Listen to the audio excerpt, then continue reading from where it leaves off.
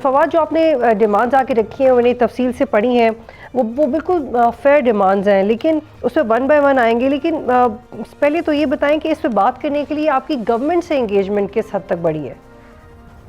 دیکھیے، گورنمنٹ سے انگیجمنٹ تو ہم نے پہلے کی ہے، اور اس کے بعد رانا ثناء اللہ صاحب سے بھی کچھ کمیونیکیشن ہوئی ہے۔ خیال ہے کہ گورنمنٹ کے اندر بھی دو کیمپس ہیں۔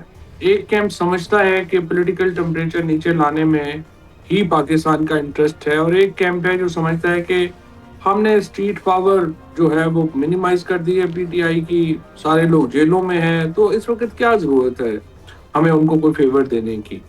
حالانکہ اس وقت میں سمجھتا ہوں کہ اس وقت اسپیشلی آج گزشتہ 48 گھنٹوں میں جو انٹرنیشنل ایونٹس کی ڈیولپمنٹ ہے، ایران کے اندر جو کچھ ہو رہا ہے، پھر یو اے ای سعودی عربیہ کے معاملے کو لے کے جو کچھ ہو رہا ہے، یہ پاکستان کے اندر ایک فوری ایمرجنسی جو ایک نیشنل ڈائیلاگ ہے اس کی ڈیمانڈ کرتے ہیں۔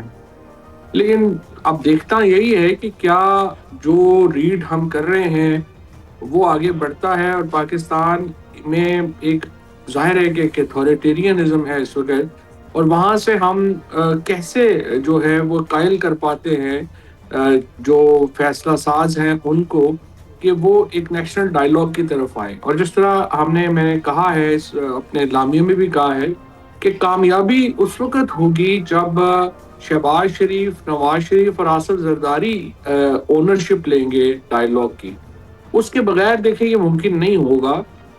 باقی تو ہر جگہ کے اوپر دو دو سوچے ہیں۔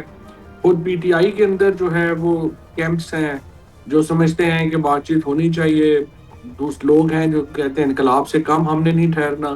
تو یہ دیکھیں، یہ ایک بڑا کمپلیکس پروسیس ہے۔ سبسکرائب کریں اور بیل دبائیں تاکہ کوئی خبر رہ نہ جائے۔